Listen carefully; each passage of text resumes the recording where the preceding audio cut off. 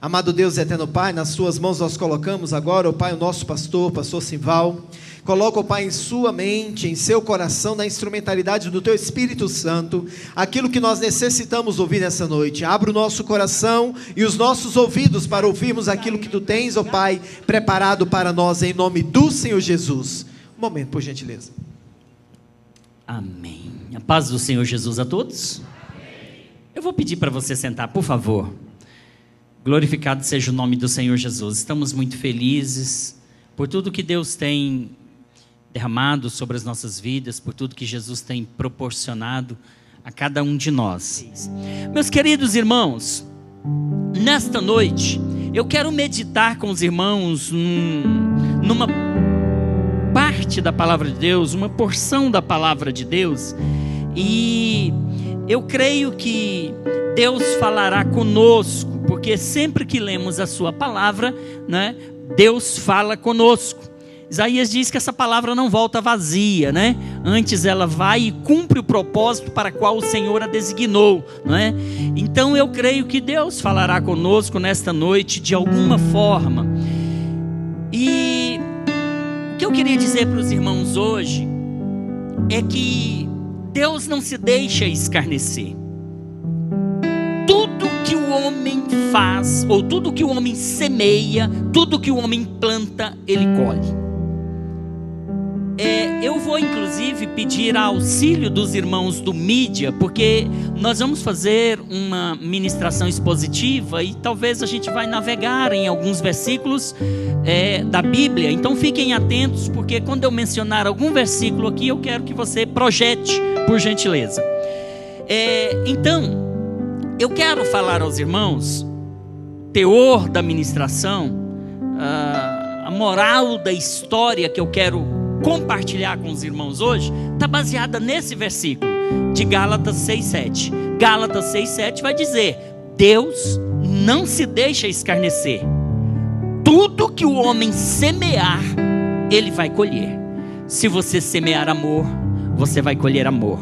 Se você semear ódio, você vai colher ódio. Se você semear amizade, você vai colher amizade. Se você semear inimizade, você vai colher inimizade. Olha aí o que diz em Gálatas 6,7, né? Não vos enganeis, de Deus não se zomba, pois aquilo que o homem semeia, aquilo que o homem planta, isso também ele vai ceifar.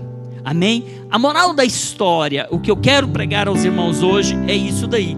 Mas, para embasar essa ministração, nós vamos ler um texto em 2 Crônica, o segundo livro das Crônicas, capítulo de número 20. Segundo livro das Crônicas, capítulo de número 20.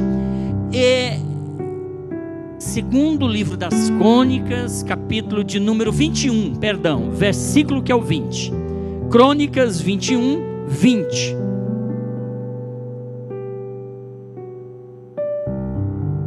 Segundo livro das Crônicas, capítulo 21, versículo 20.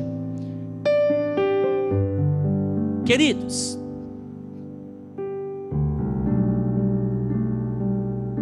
nos diz assim a palavra do Senhor: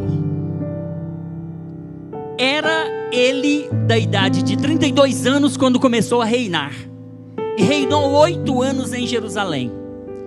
Preste atenção nessa frase seguinte: e se foi sem deixar de si saudades.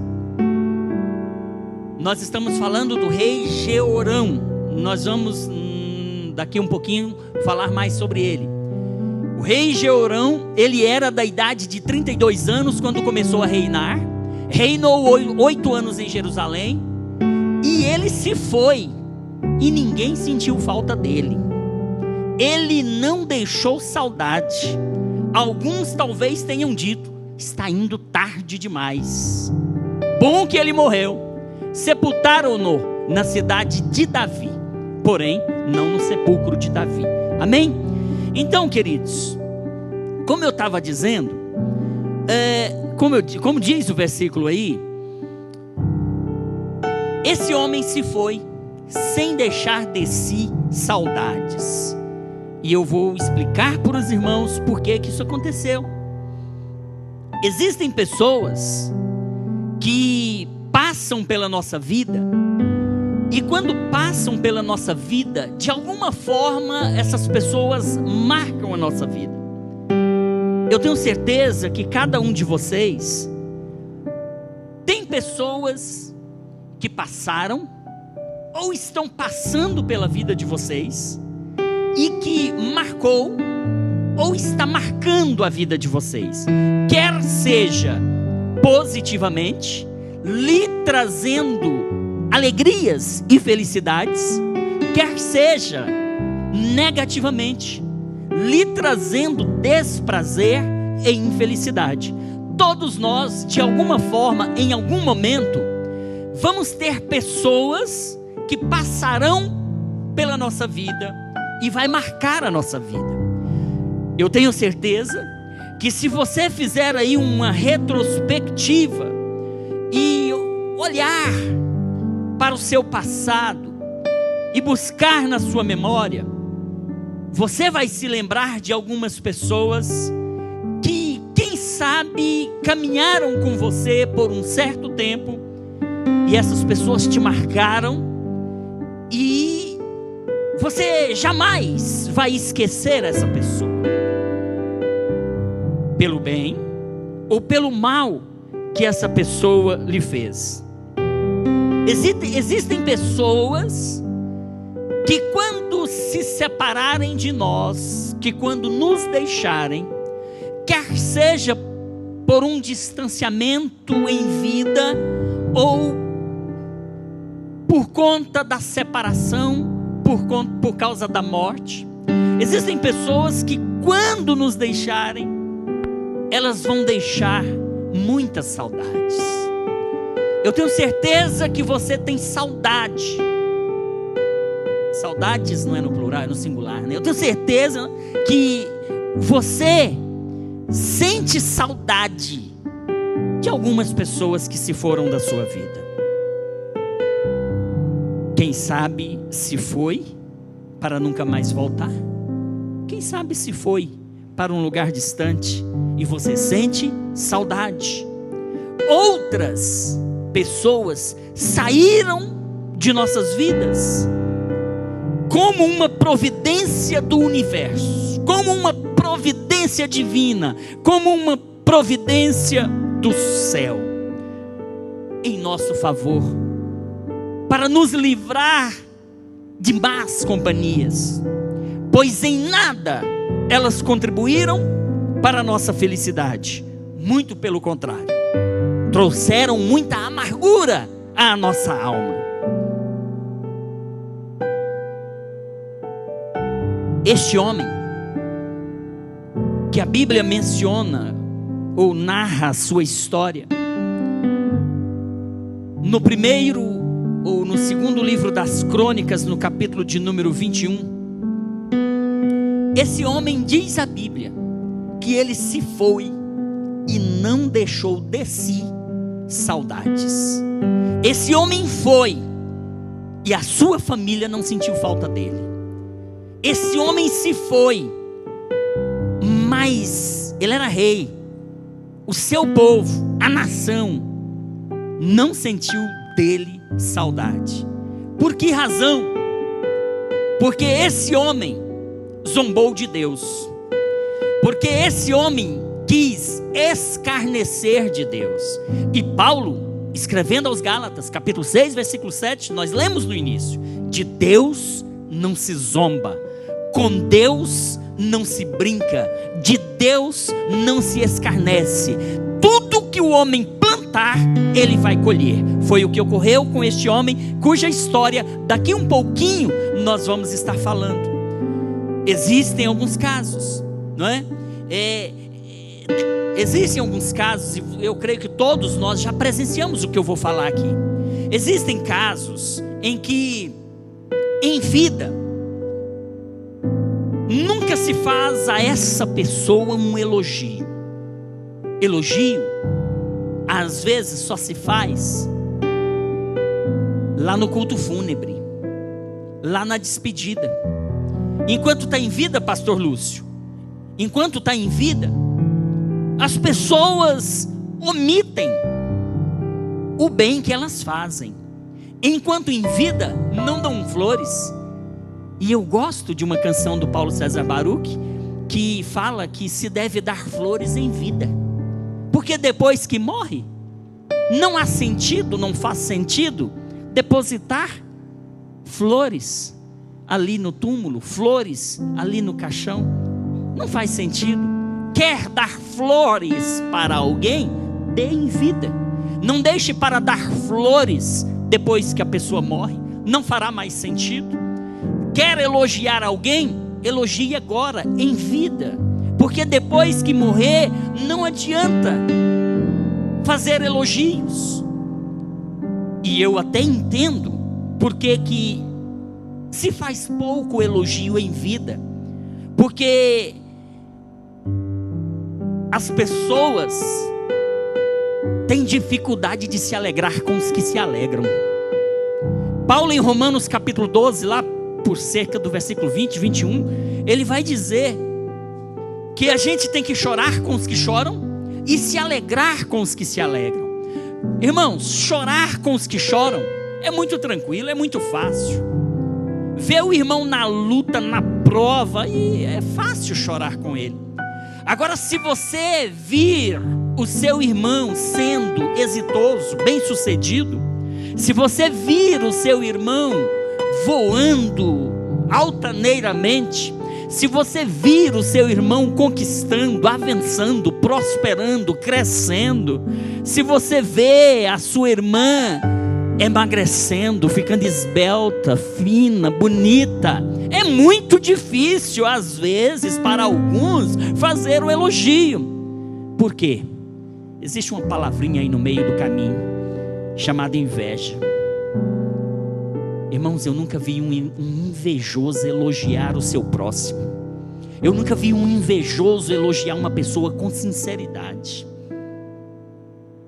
E aí, o que nós vemos no dia a dia, às vezes, são pessoas que bajulam, são mentirosos, são falsos elogios. Porque para uma pessoa comum ser exaltada, só depois de morto. Só depois de morto.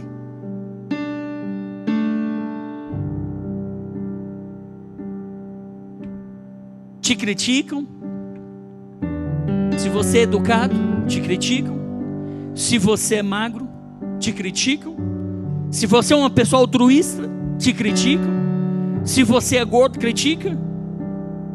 Se você é sorridente, extrovertido, te criticam. Se você é tímido, critica. Se é extrovertido, também te critica. Se você é uma pessoa ousada, te critica. Se você é uma pessoa mais retraída, mais temente, te critica. Se namora, critica. Se não namora, critica. Se é casado, critica. Se é solteiro, critica. Se é divorciado, critica. Só sabem criticar.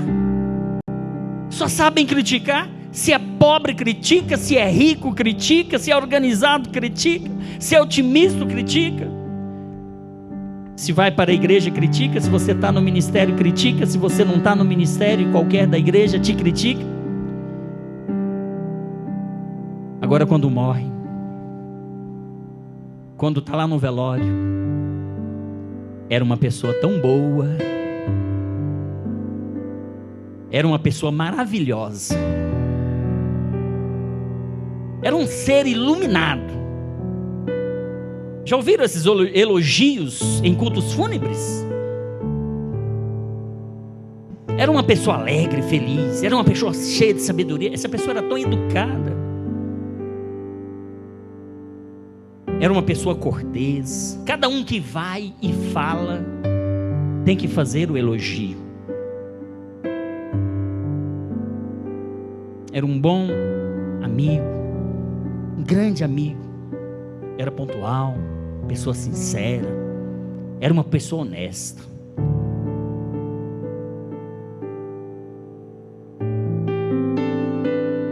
Precisamos fazer elogios em vida. precisamos dar flores em vida. Porque aquela hipocrisia toda, depois de morto, não vai valer a pena.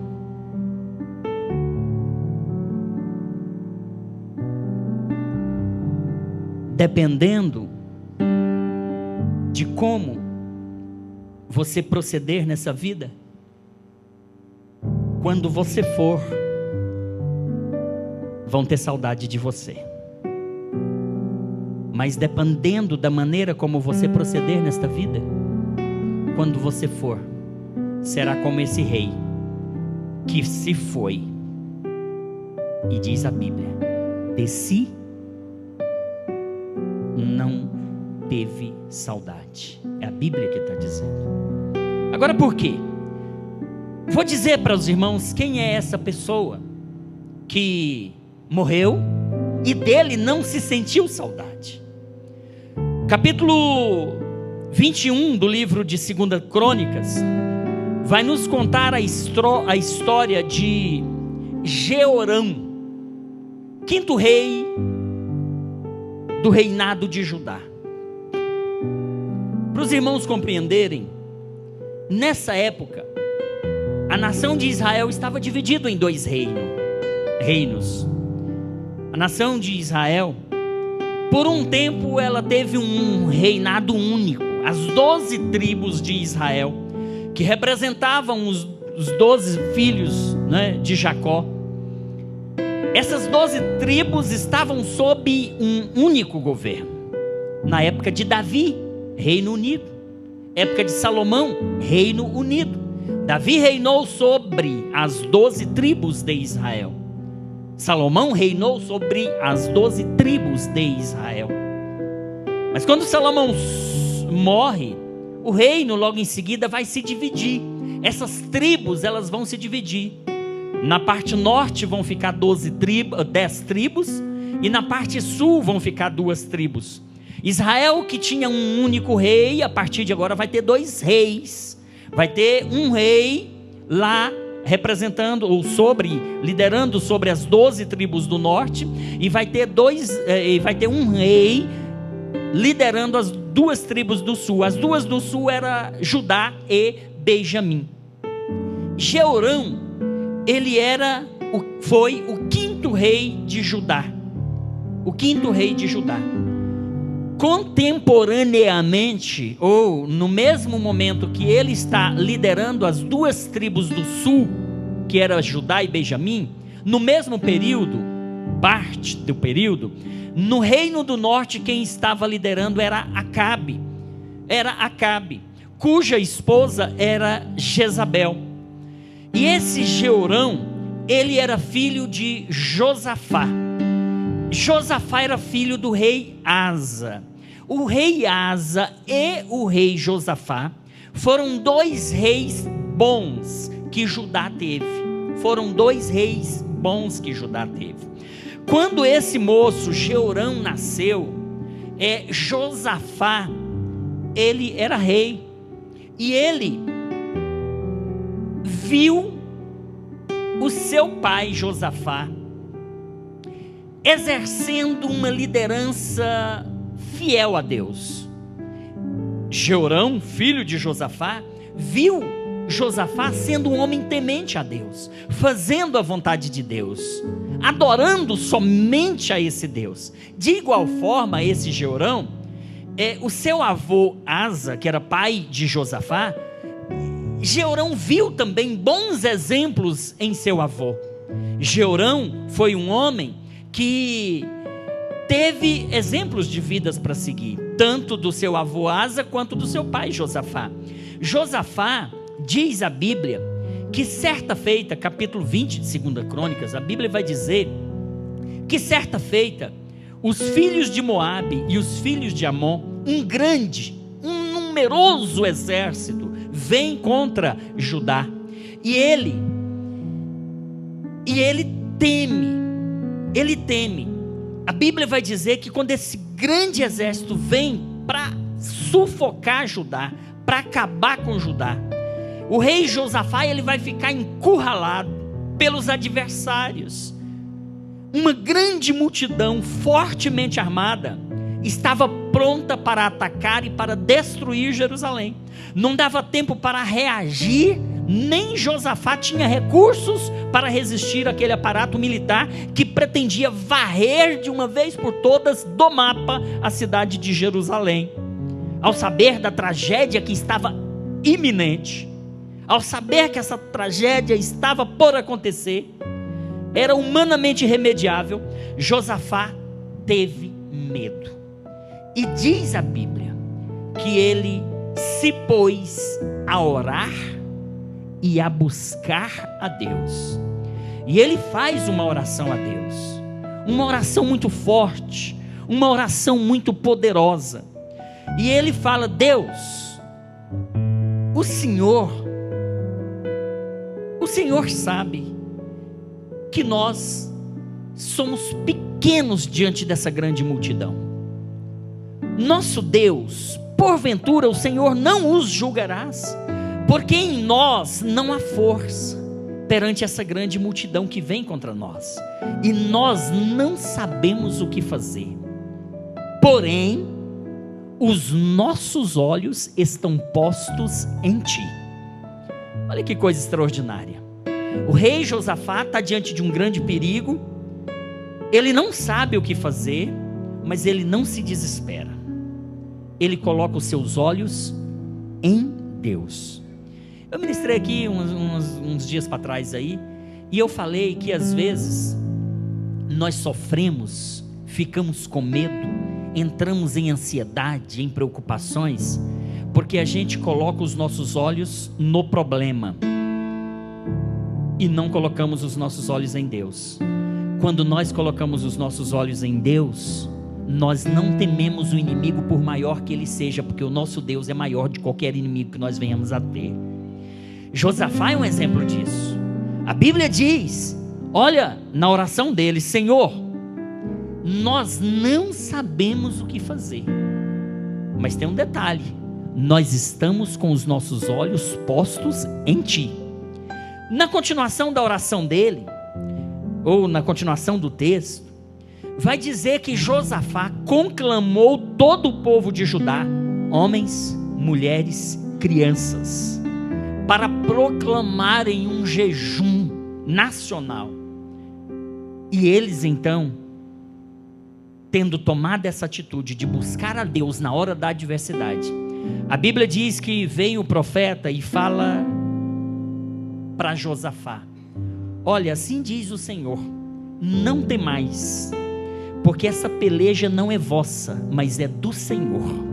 Não temais, porque nessa batalha vocês não terão que pelejar, mas o Senhor pelejará por vós e vós vencereis.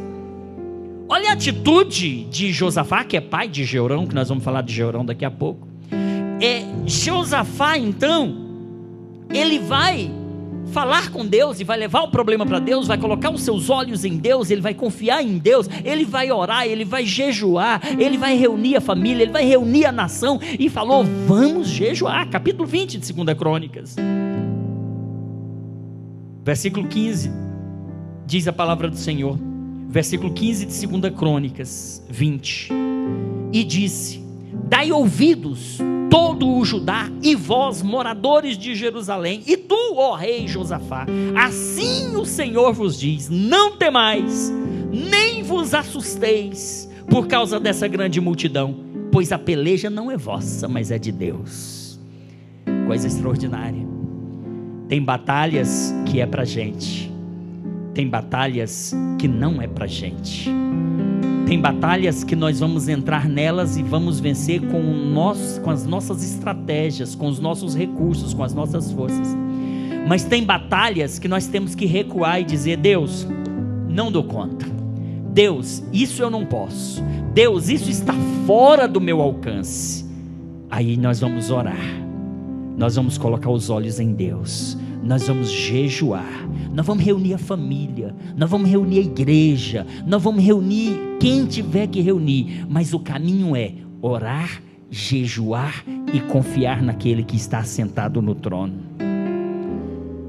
Esse foi o legado, esse foi o ensinamento que Josafá deixa para o seu filho Jorão. Ele deixa esse legado.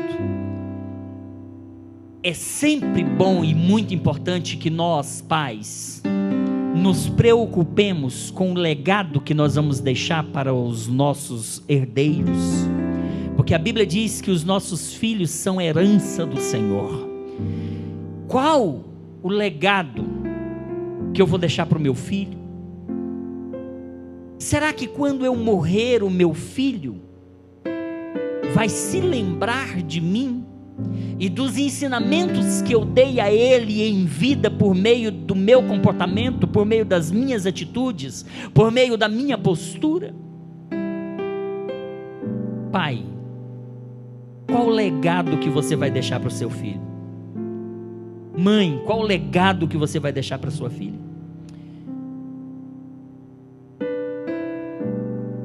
Esse foi o ensinamento de Josafá para o seu filho.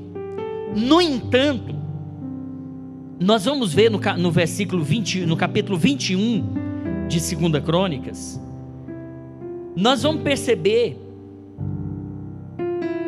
que mesmo Josafá tendo deixado um legado para o seu filho não faz uso daquele aprendizado, o seu filho se rebela, o seu filho, mesmo conhecendo Deus, sabendo quem é Deus, o seu filho brinca com Deus. E aí vai a dica, Gálatas 6:7. Com Deus não se brinca, de Deus não se zomba, Deus não se deixa escarnecer. Tudo que o homem semear, ele vai ceifar, ele vai colher. Então, queridos, vamos nós lá então para Jorão, para a gente então entrar na mensagem mais propriamente dita. Jorão, como já dito, ele era o filho mais velho do rei Josafá. Ele era neto do rei Asa. Embora teve outros irmãos, por ele ser o primogênito, ele foi herdeiro do trono. Começou a reinar com 32 anos, reinou 8 anos. De todos os reis de Judá, preste atenção, aí vai uma curiosidade. De todos os reis de Judá, nenhum teve um fim tão trágico como esse aqui.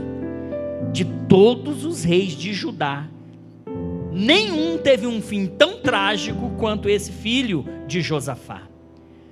Não houve lágrimas no seu funeral, não houve saudade dele depois da morte. Na lápide da sua sepultura poderia ter sido escrito, lá na catatumba lá, abre aspas, e se foi, sem deixar de si saudade. Jorão, ele fez muitas escolhas erradas na vida. Essas escolhas transformaram-no em um monstro e numa ameaça, tanto à sua família quanto à sua nação. Vamos então entrar no capítulo, no capítulo 21. Por favor, 2 Crônicas 21, de 1 a 5. Olha, Jorão deixou de seguir o exemplo de seu pai. Primeiro detalhe que eu quero que a gente fixe: Jorão deixou de seguir o exemplo de seu pai. Josafá, seu pai, foi um rei piedoso, conheceu a Deus, fez Deus conhecido, experimentou o livramento de Deus e levou sua nação a pôr a sua confiança em Deus. Jorão, mesmo sendo o filho mais velho, não andou nas mesmas pegadas do pai. Era diferente. Por causa das suas loucuras, ele transtornou a sua vida, a vida da sua família e a vida da sua nação. Abra, por favor, esse texto que eu pedi aí, 21, de 1 a 5. Descansou Josafá com seus pais e foi sepultado com eles na cidade de Davi, e Jorão, seu filho, reinou em seu lugar. Pode ir seguindo. Teve irmãos, filhos de Josafá. Aí lista os irmãos dele. Segue para o próximo versículo. Seu pai lhe fez muitas dádivas. Seu pai lhe fez muitas dádivas de prata, ouro e coisas preciosas, e ainda de cidades fortificadas em Judá. Porém o reino deu a Jorão por ser o primogênito. Pode seguir. Tendo Jorão assumido o reino de seu pai, e havendo-se fortificado, de imediato matou todos os seus irmãos à espada, como também alguns dos príncipes de Israel. Olha a primeira atitude do filho de Josafá.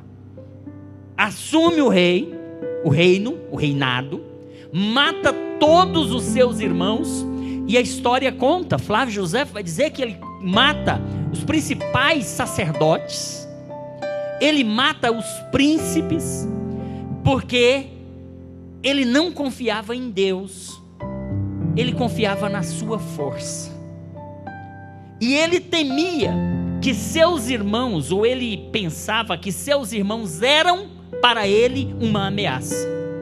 Meus irmãos vão querer tomar o reino de mim, meus irmãos vão querer sentar na cadeira que eu estou sentado, então para mim não correr esse risco, vou mandar matar todo mundo. Tem pessoas que se preocupam, são tão inseguras, isso é insegurança. Tem pessoas que são tão inseguras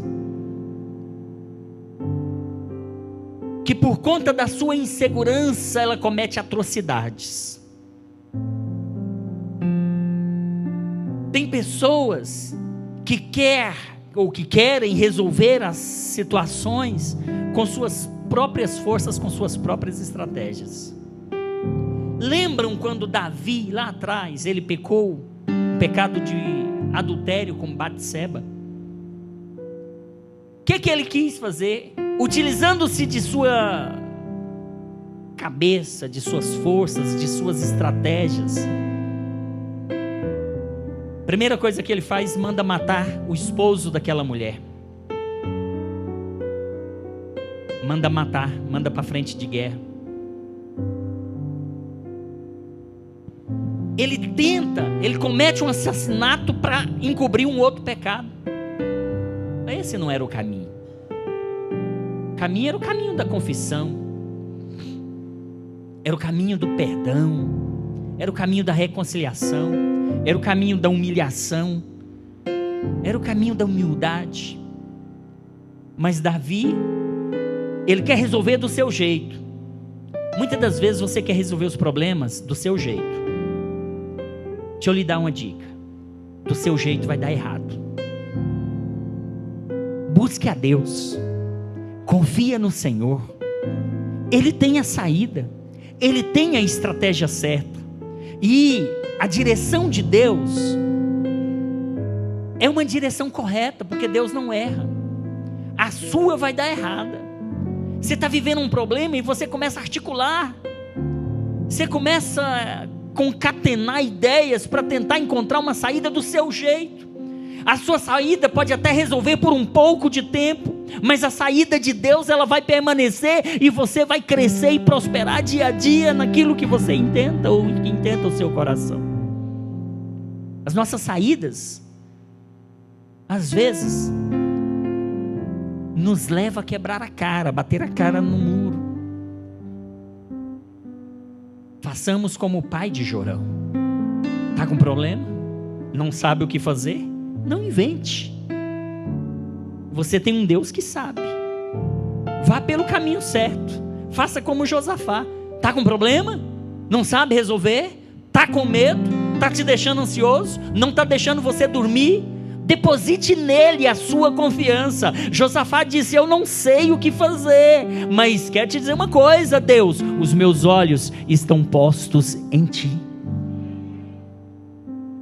Jeremias, ele vai dizer: maldito o homem que confia no homem. Em outras palavras, esse versículo diz o seguinte: maldito o homem que confia em si, em você, que pensa que você vai resolver tudo, que pensa que você, com o seu braço, vai resolver as suas questões. A Bíblia diz: maldito o homem que confia em si próprio.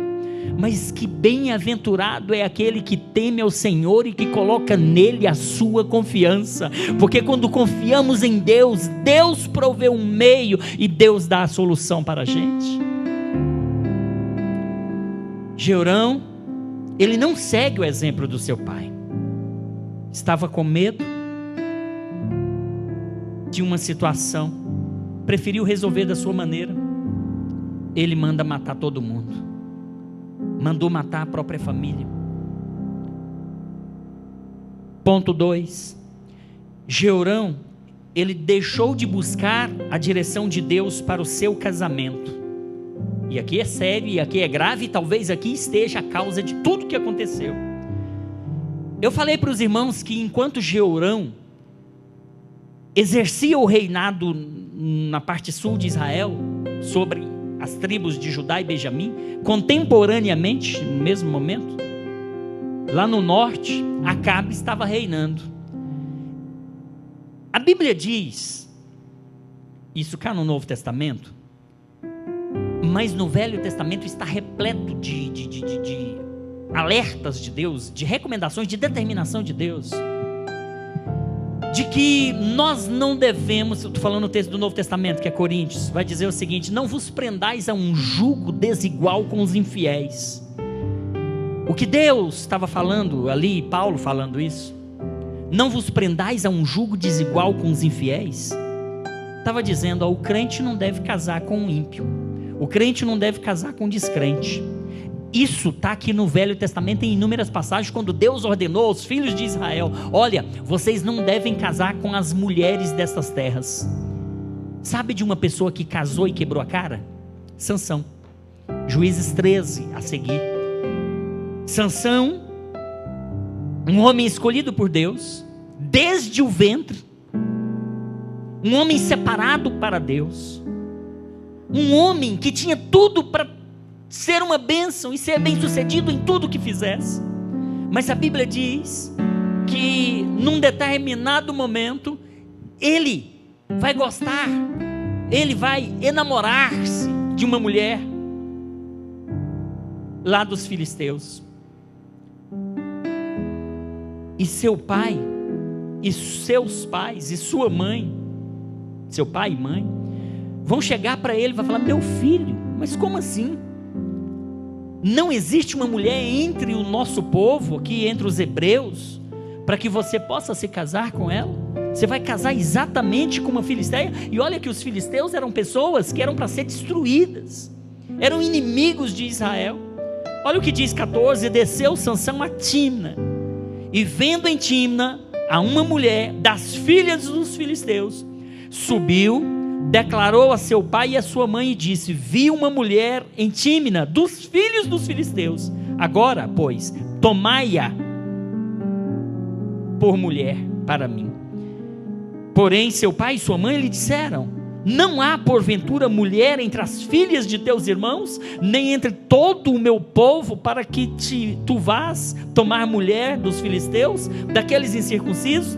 E disse Sansão a seu pai: tomai-me esta, porque ela agrada aos meus olhos.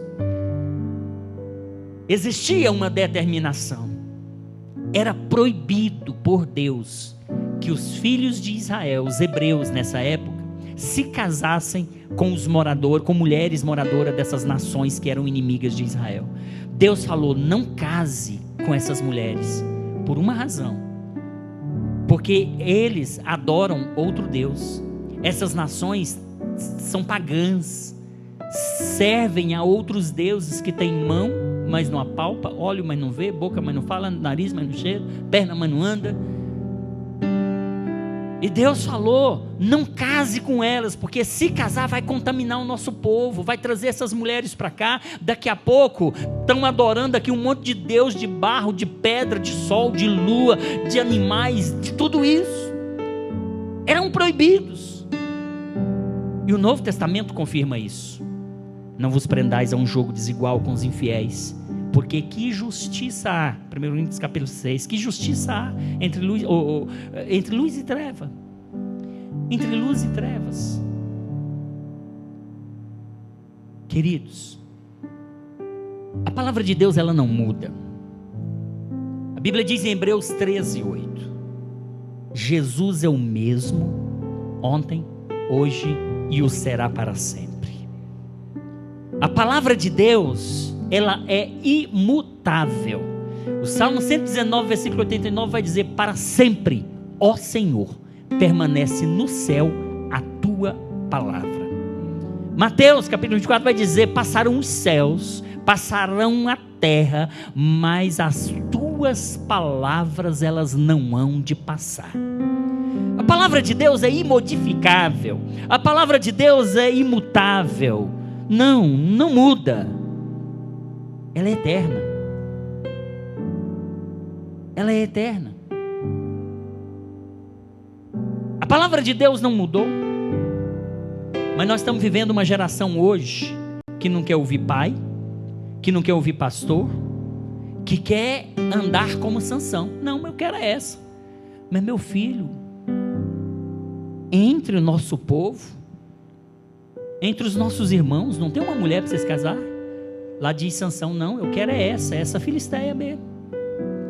Vocês conhecem as lutas e os problemas e a gravidade de tudo que aconteceu com Sansão, por desobediência.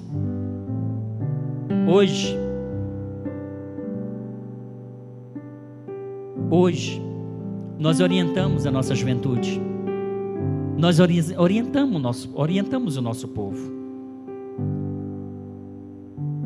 mas nós não proibimos, porque essa proibição é da palavra de Deus, e nós não podemos abrir mão dela, porque aquilo que Deus falou, eu não posso deixar de falar, ou mudar aquilo que Deus falou. A Bíblia diz lá em Deuteronômio que dessas palavras aqui eu não posso alterar nada, que lá no início da Bíblia, a Bíblia vai dizer que eu não posso mudar nada. Lá em Provérbios, no texto central da Bíblia, vai dizer que eu não posso acrescentar nada, e eu não posso mudar nada dessa palavra. E lá no finalzinho da Bíblia, em Apocalipse, vai dizer que eu não posso alterar nada e eu não posso mudar nada, porque se alguém acrescentar ou mudar ou tirar qualquer coisa, vai ser tirado da minha parte lá no céu. Quem sou eu para autorizar ou desautorizar? O que é mandamento de Deus, pastor Levers? Eu não posso desautorizar. Certa feita o irmão chegou para mim e fala: pastor, eu estou com os dízimos aí, já tem algum tempo que eu não estou acertando os dízimos, estou em falha com Deus, eu queria que o irmão orasse para mim, que o pastor orasse por mim, e me liberasse de pagar esse dízimo, que eu não tenho condição de colocar em dias. Falei: irmão, esse pedido aí eu não tenho legitimidade, eu não tenho autoridade, porque isso é Deus que ordenou, e quem sou eu para mudar aquilo que Deus já determinou? Isso aí é você e Deus. Mesma coisa, ordenança: não vos prendais a um jugo desigual com infiéis. Hoje tem muitos jovens da nossa igreja que, ao invés de procurar o seu companheiro, a sua Rebeca, o seu Isaac dentro da igreja, está indo procurar lá no mundo e está se dando mal. Muitos voltam arrependidos. Um ou outro vai dar certo, mas vai ser exceção. Eu conheço alguém que era da igreja, casou lá fora, deu certo, vivem bem. É exceção. E você não pode fazer da exceção a regra. A regra é aqui do nosso povo. Aqui do nosso povo. Um dia, sentado aqui, nessa onde está o irmão Geraldo Humberto, eu e minha esposa fomos aconselhar uma jovem que chegou para a gente: pastor, eu decidi casar, estou na igreja há tanto tempo, tenho pedido a Deus, mas não acontece, pastor, e eu vim comunicar para o senhor que eu vou casar. Mas quem é a pessoa? Fulano de tal. De qual igreja? Não, pastor, não é igreja, ele não é crente. E a gente foi conversando. Era um macumbeiro. Eu e minha esposa aqui, ela lembra disso. Mas minha filha, você vai entrar nessa situação? Mas é tão bom, é uma pessoa tão legal, gosta de ajudar os outros, gosta de caridade, gosta disso, gosta daquilo. Você tem certeza? Você não tem a minha bênção para essa união. Você não tem a minha bênção. Dei muitos exemplos para ela de situações parecidas que deu errado. Mas ela falou: não, pastor, mas é isso que eu quero. E eu falei: a escolha é sua. Porque quando nós fazemos as nossas escolhas, nem Deus interfere. Deus não interfere, porque Ele respeita a minha escolha. Ele respeita o meu livre-arbítrio. Se a pessoa está fora da igreja, não está mais na igreja. Tem sofrido. E tem inúmeros casos parecidos. Mas tem um caso ou outro que dá certo. Mas o que dá certo é exceção, não é regra.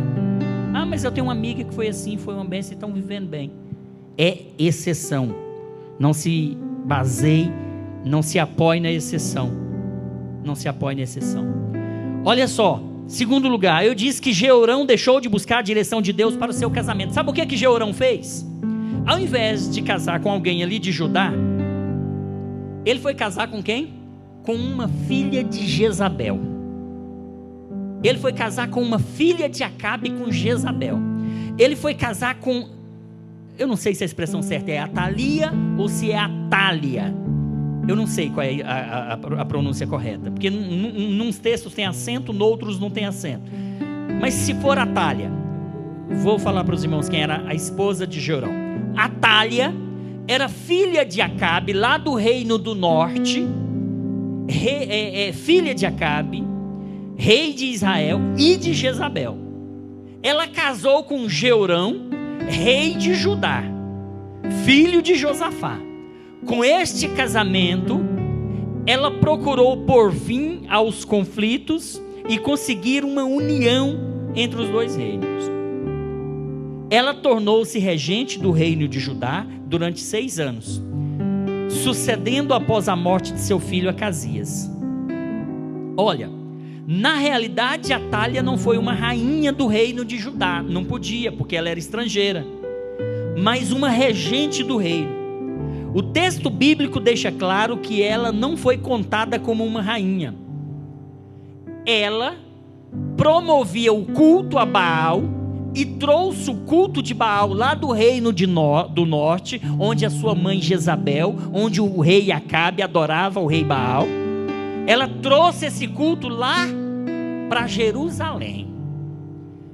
Eles levantaram altares para Baal lá em Jerusalém. Na área do templo construíram altares para Baal.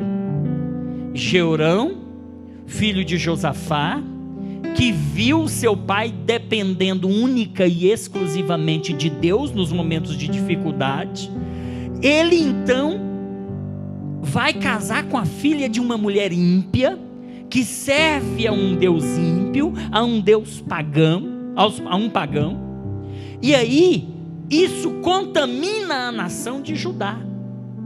Era proibido fazer isso, mas ele faz isso. Atália mandou assassinar todos os filhos da casa real de Davi. Olha a maldade, olha a crueldade. Atália diz que filha de peixe, peixinho é, nem sempre, mas Atália era filha de Jezabel. Jezabel mandou matar os profetas. Atália manda matar todos os membros da casa real de Davi. Essa mulher, quando ela perceber, ela teve um momento que ela vai ao templo na tentativa de fazer uma rebelião, mas ali ela acabou sendo executada na porta do templo.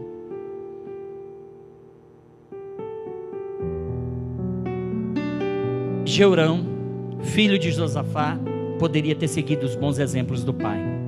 Vai casar com uma mulher ímpia. Hoje eu falo para o jovem: meu filho, tudo bem, os irmãos católicos são nossos irmãos, nós respeitamos, nós gostamos, temos bons relacionamentos com eles, são cristãos.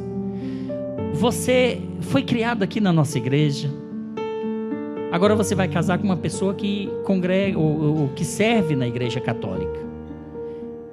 No domingo, como é que vai funcionar? 16 horas, arruma aí, vamos subir para a igreja.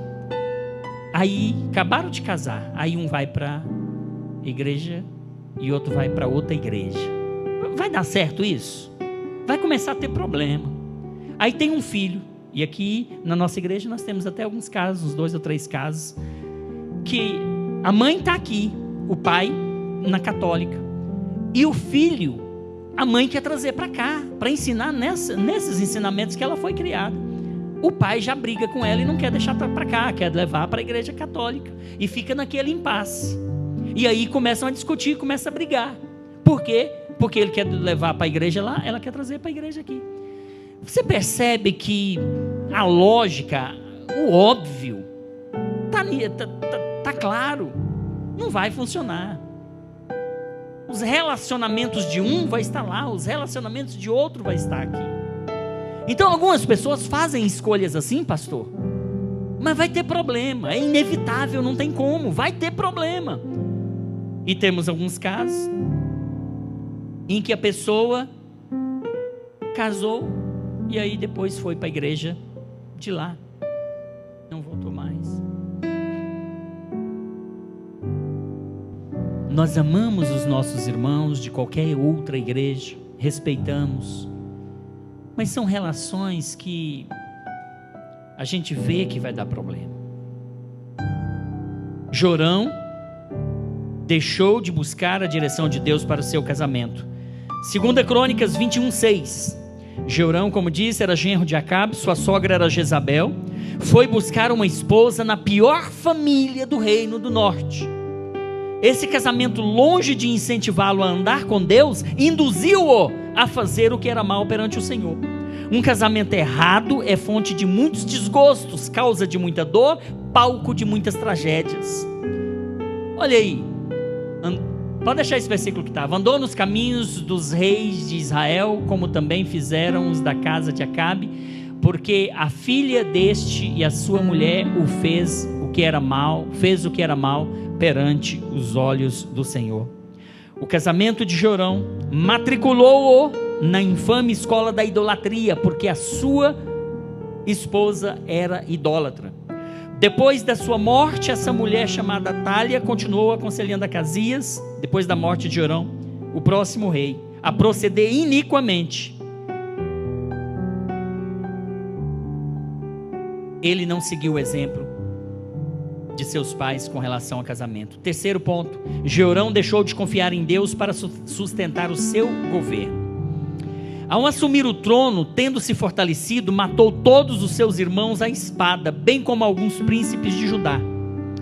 Essa truculência desumana foi o resultado de sua insegurança. O medo de perder o poder fê-lo destruir seus possíveis concorrentes. Sua gana pelo prestígio megalomaníaco induziu-o a matar até mesmo os membros de sua família. Tornou-se um homem perverso, sem amor natural, sem temor a Deus, sem respeito à vida. Esse é o versículo 4.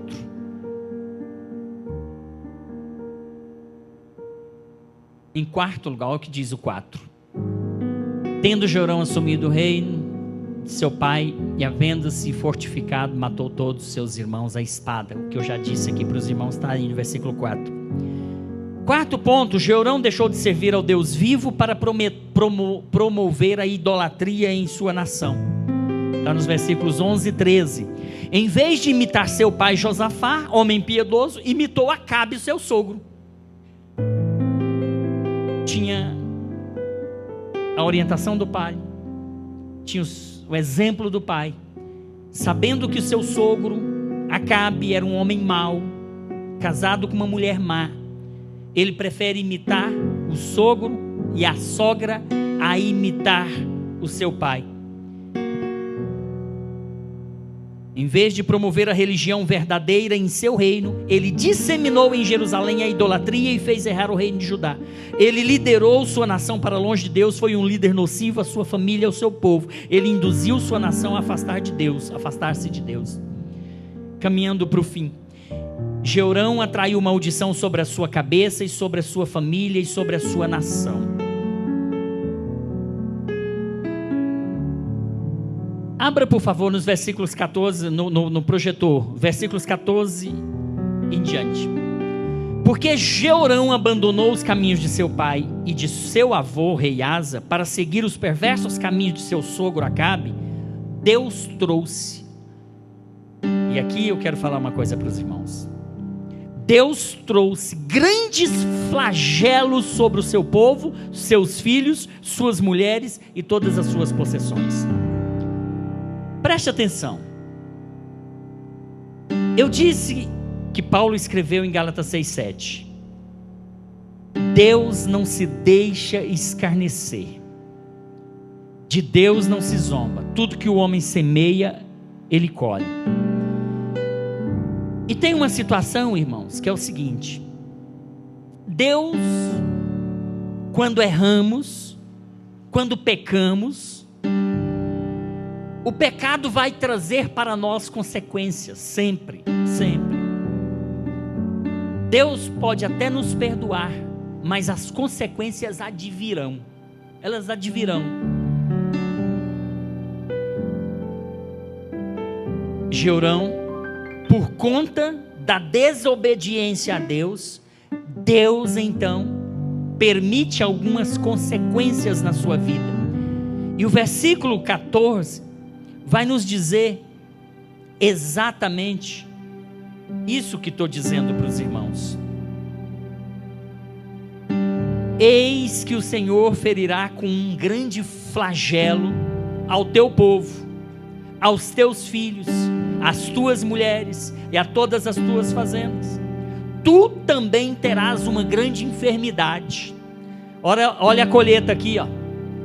Ele plantou idolatria, ele plantou desobediência, ele plantou pecado, ele plantou maldade e crueldade ao matar seus irmãos.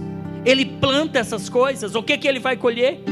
Tu também terás uma grande enfermidade por causa de uma doença em tuas entranhas, até que elas saiam de dia em dia, por causa do teu mal que você plantou.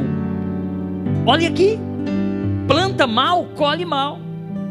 Aí o versículo 16 vai dizer: despertou, pois, o Senhor contra Jorão o espírito dos filisteus e dos árabes que estavam lá dos etíopes. Estes subiram a Judá e deram sobre ela, sobre Jerusalém, e todos levaram todos os seus bens que se achou na casa do seu rei, na casa do rei, como também seus filhos e suas mulheres, de modo que não lhe deixaram filho algum. Subiu o povo lá do espírito dos filisteus e dos árabes, leva tudo que tem na casa real, leva as mulheres, leva todos os filhos.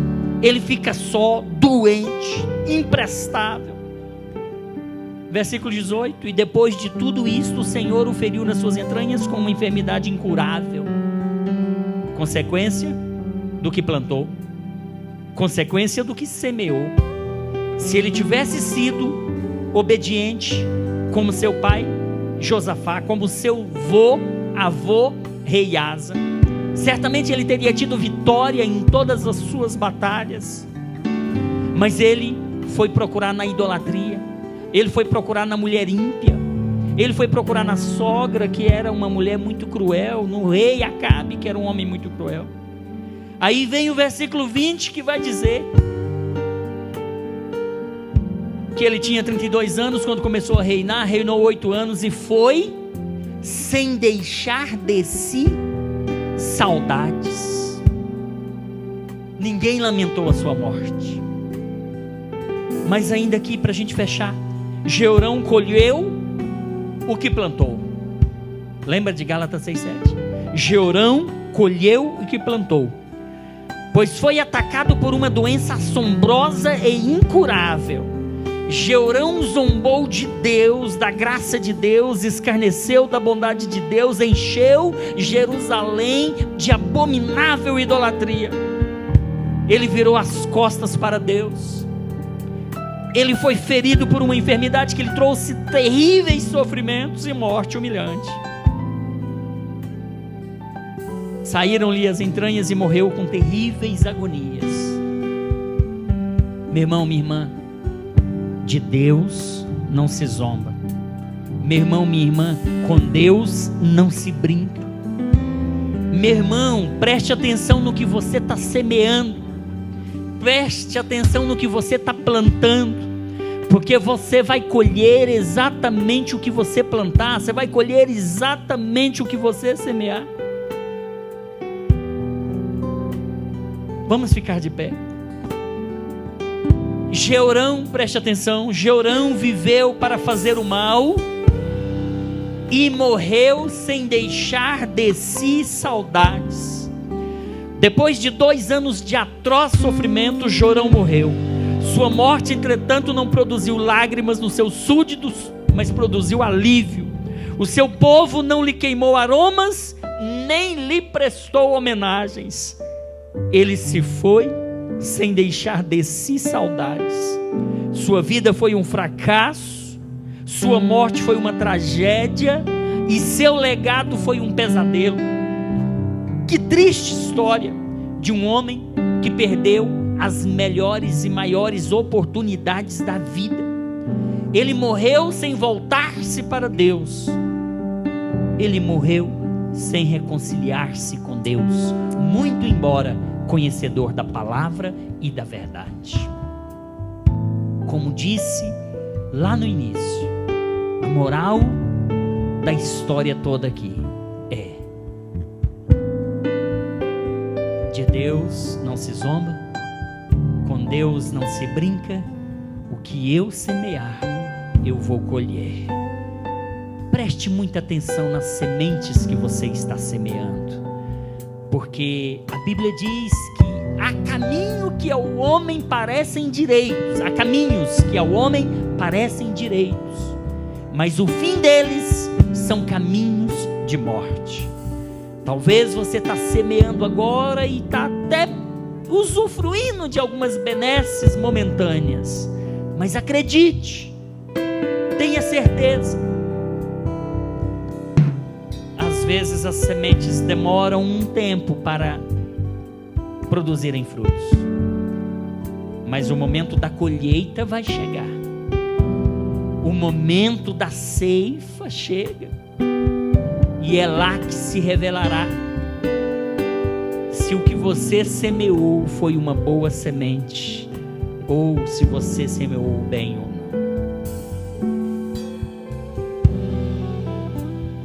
Que a sua história, ao lado de quaisquer pessoas, seja uma história que marque positivamente a vida daqueles que estão à sua volta. Que quando você se for, eles possam sentir a sua falta, eles possam sentir saudade, eles possam dizer, e dizer sem hipocrisia, mas dizer com verdade no coração: essa pessoa, esse homem era um santo homem de Deus, este homem era um homem digno de ser, cuja fé era digna de ser imitada. Este homem era um homem em quem eu posso me espelhar. Esse homem era um homem que pode se dizer dele, como disse o apóstolo Paulo: sede meus imitadores, porque eu sou o imitador de Cristo. Que você seja uma bênção na vida das pessoas que estejam à sua volta. Que o dia que você faltar por qualquer motivo, se distanciar por qualquer motivo, você possa ser lembrado por tudo aquilo que você fez de bom e de positivo na vida das pessoas. Que o Senhor Jesus te abençoe nessa noite. Que o Senhor Jesus te faça refletir nisso que falamos nesta noite. E se você sentir que precisa mudar em alguma coisa na sua vida, que você procure promover essa mudança na sua vida, porque nós precisamos viver o dia de hoje como se Cristo voltasse agora, nesse minuto, e nós temos que estar preparados para subir ao encontro dele e estar com ele para sempre no céu de glória. Amém?